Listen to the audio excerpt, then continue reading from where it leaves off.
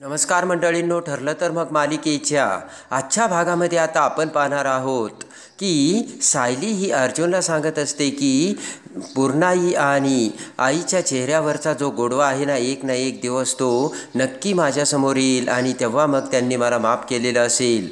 अर्जुन आता सायलीकडे ते बोलणे ऐकून फक्त बघतच राहतो। त्यानंतर आता अर्जुन इकडे तिकडे बघत विचार करतो आणि अर्जुन समोर आता सायलीने ठेवलेले ते देव आलेले असतात आणि समोर आता त्या देवांना बघून आता अर्जुन म्हणतो की मिसेस सायली, तुम्हाला तर आता घरामध्ये कुठेही काम करण्याची आणि कुठेही देवपूजा करण्याची सगळी काही परवानगी मिळाली, मग तरीसुद्धा तुम्ही इथे देव का ठेवलेत ते तुम्ही देवीआईसमोर नेऊन ठेवा ना। तर आता सायली विचार करते आणि सायलीला देखील ते पटलेलं असतं। तेव्हा आता सायली म्हणते, खरंच की हे तर माझ्या लक्षातच आलं नव्हतं आणि मी देवाला आता देवी आईसमोर नेऊन तिथेच पूजा करू शकते आणि मी पटकन जाते असे म्हणत सायली निघून जाते। त्यानंतर तेवढ्यात आता अर्जुनला चैतन्याचा कॉल येतो। अर्जुन म्हणतो, बोल रे चैतन्य। तर चैतन्य म्हणतो की अरे अर्जुन, तू मला एखादं काम सांगितलं आणि मी ते केलं नाही, असं कधी होईल का? आणि आपल्याला आश्रमात जाण्याची उद्याची डेट मिळाली। ते ऐकून अर्जुन खुश होतो आणि म्हणतो की अरे वा, हे तर एकदम फंटॅस्टिक झालं।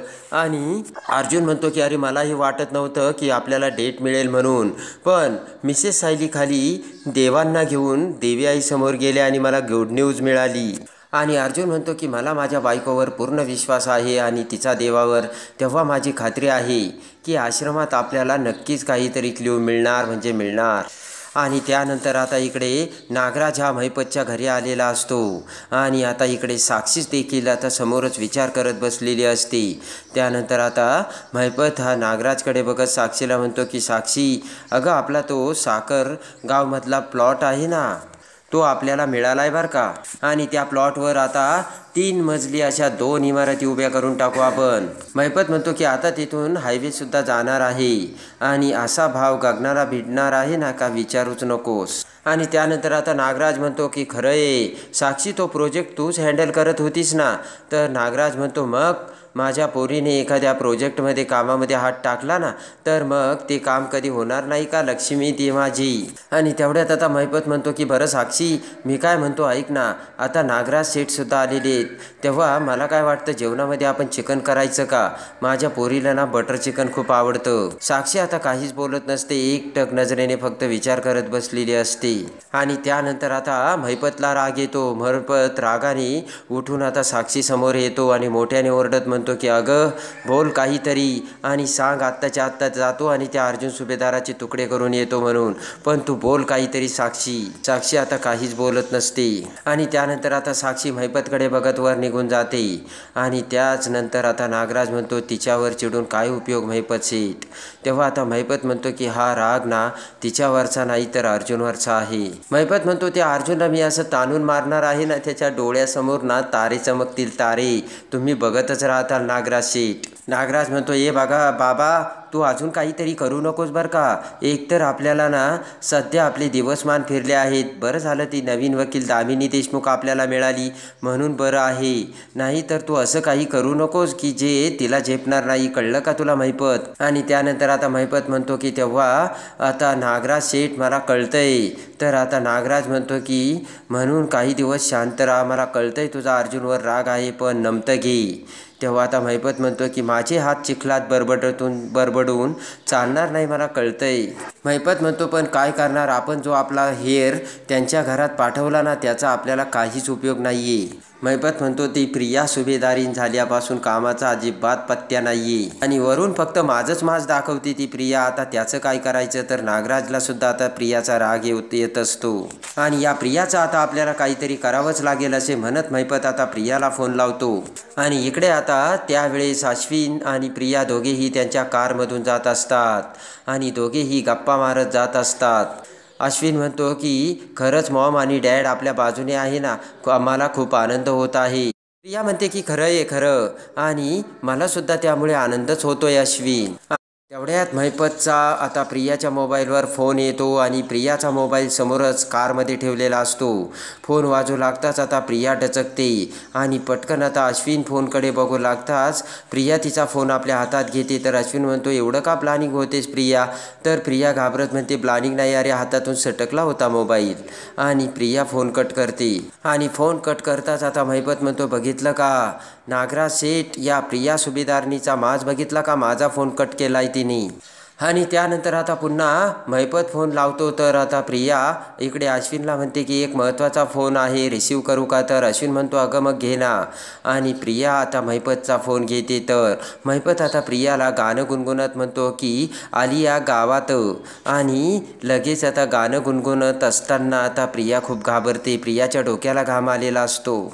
आणि त्यानंतर आता लगेच प्रियाला महिपतने आपल्याला बांधून ठेवलेले असताना आपल्या आजूबाजूला कशा गोळ्या मारल्या आणि मरायची आपल्याला कशी भीती दाखवली हे सगळं प्रियाला आठवतं.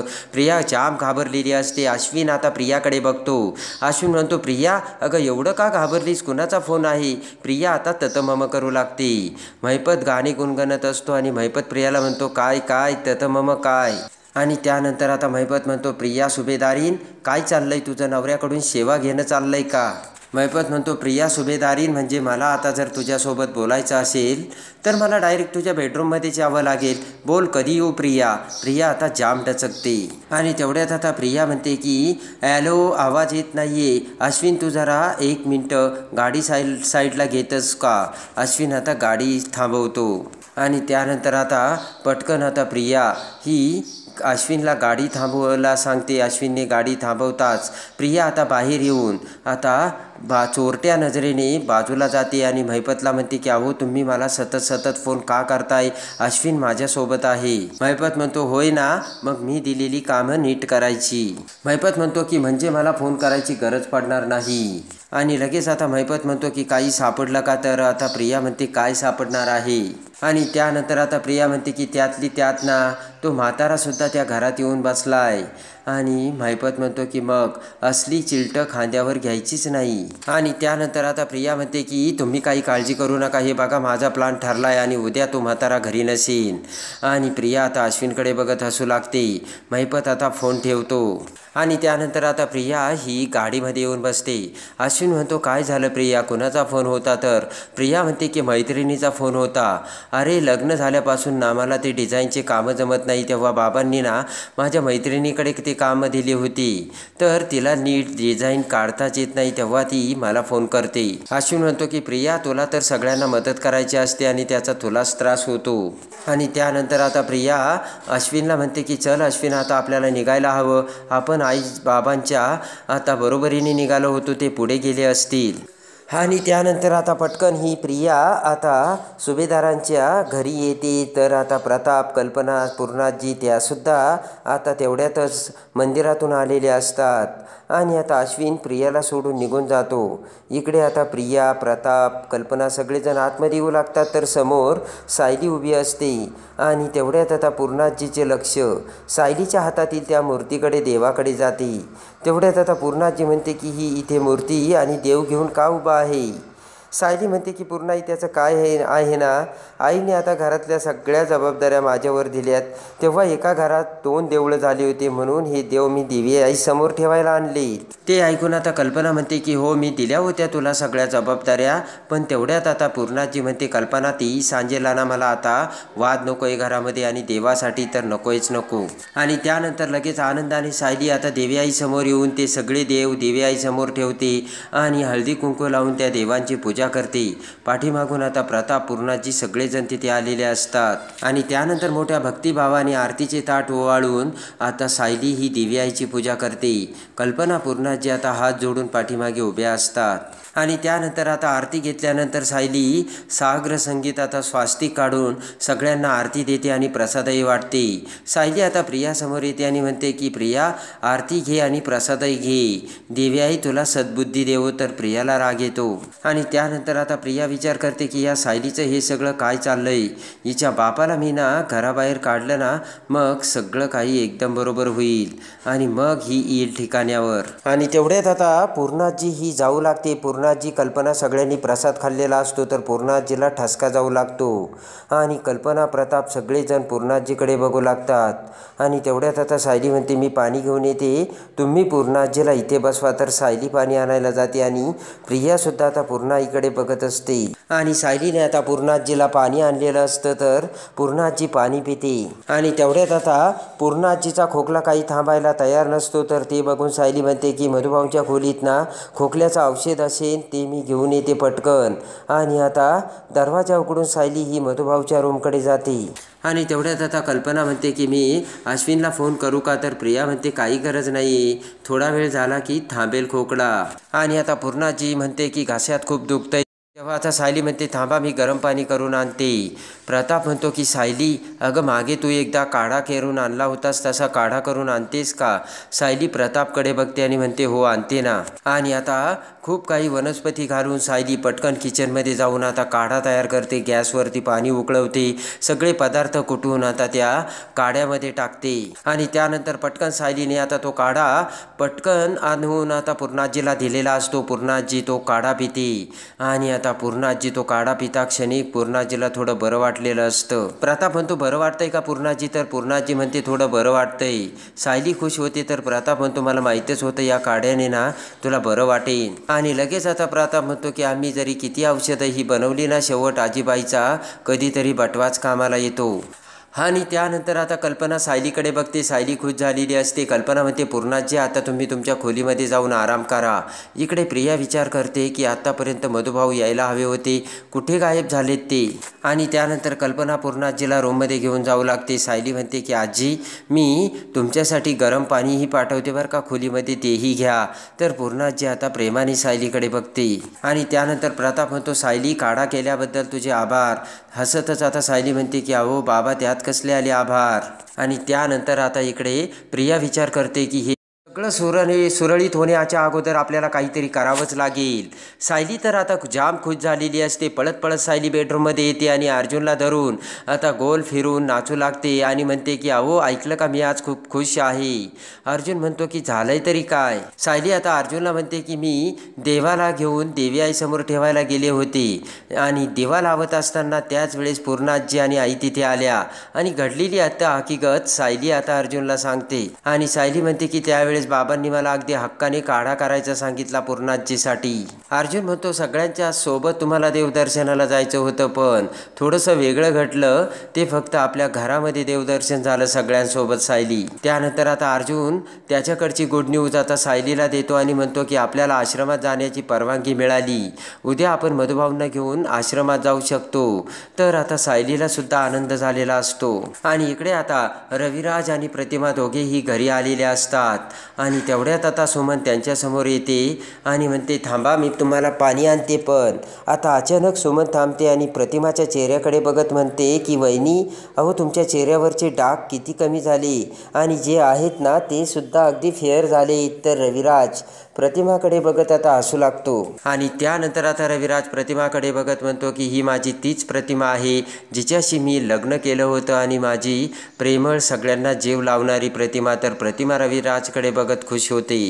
आणि त्यानंतर आता रविराज म्हणतो की प्रतिमावरती मी फक्त तिच्याकडे बघून प्रेम नाही केलं तर तिच्या स्वभावावर प्रेम केलं. आणि जेव्हा ती इथे आली होती तेव्हाच्या आरशात तिच्या चेहऱ्यावरील डाग बघून ती स्वतःचीच ओळख विसरली होती. रविराज म्हणतो की म्हणून मी विचार केला की कदाचित तिच्या प्रतिमाच्या या चेहऱ्यावरील डाग जर कमी झाले तर तिला तिच्या स्वभावाची आणि तिच्या शरीराची ओळख पटेल. आणि जेव्हा तिला तिच्या चेहऱ्याची ओळख पटेल तेव्हा नक्कीच तिला आनंद होईल असा विचार रविराजने केल्याचे रविराज आता प्रतिमासमोर सांगतो. आणि रविराज आता आतमध्ये निघून जातो. तर सुमन म्हणते की गेले 20 वर्ष तुमच्या आठवणीत रविराज भाऊजींनी काढले पण तरी देखील दुसऱ्या स्त्रीकडे त्यांनी वळूनही बघितलं नाही.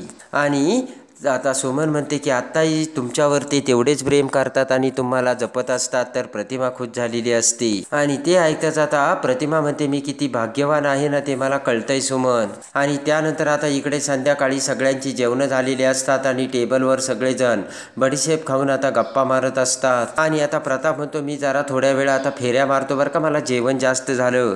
प्रताप आता बाजूला जातो आणि त्यानंतर आता इकडे सगळेजण पांगलेले असताना अर्जुन आणि सायली आता स्टडी रूममध्ये असतात. तर तेवढ्यात प्रिया आता कानोसा घेत त्यांच्या रूमजवळ येते. तर अर्जुन सायलीला सांगत असतो की हे बघा सायली, मला मधुभाऊंकडे जायचे, उद्या आपल्याला जायचं ना त्यांना घेऊन, म्हणून मला त्यांना काहीतरी सांगायचंय. आणि त्यानंतर आता प्रिया ती ऐकते आणि म्हणते की खुनाची केसची तयारी म्हणजे कसली तयारी करायची यांना. सायली म्हणते की आम्ही सगळं आवरते आणि मग जाऊयात ना आपण. आणि त्यानंतर आता अर्जुन आणि सायली खूप खुश झालेली असतात. तर आता बेडरूममध्ये येऊन दोघेही आता कंबल बरोबर एकमेकांच्या सोबत लुटूपुटूचे भांडणं खेळत आता आनंदी झालेले असतात. आणि त्याच वेळेस एक भयानक घटना घडते आणि प्रियाने अखेर तिचा डाव साधलेला असतो. आणि पळत पळत प्रिया ही वरून खाली येते आणि म्हणते की अश्विन अरे आपल्या घरात चोरी झाली. सगळेजण डचकतात. अश्विन खडकन उभा राहतो. तर प्रिया म्हणते की मला लग्नामध्ये जो हार दिला होता ना तो हार कुणीतरी चोरला. ते ऐकून आता पूर्णाची कल्पना सगळ्यांना देखील मोठा धक्का बसलेला असतो. प्रिया म्हणते की मला काही जरी झालं तरी तो हार मिळायला हवा आणि त्यासाठी सगळ्या रूमचे झडती घ्याव्या लागली ना तरी चालेल. तर कल्पना म्हणते अश्विन तू आता अर्जुनची खोली तपास. तर अर्जुन सायलीला ते खूप वेगळं वाटलेलं असतं. आणि आता प्रिया ही अर्जुन आणि सायलीचा आश्रमात जाण्याचा प्लॅन कॅन्सल करण्यासाठी कसा प्रयत्न करणार. आणि इकडे आता अर्जुन हा तन्वीचा खरा चेहरा कसा समोर आणणार हे बघण्यासाठी आणि ठरलं तर मग मालिकेच्या डेली अपडेटसाठी बेल नोटिफिकेशनवर क्लिक करून आपल्या चॅनलला लाईक करा, सबस्क्राईब करा.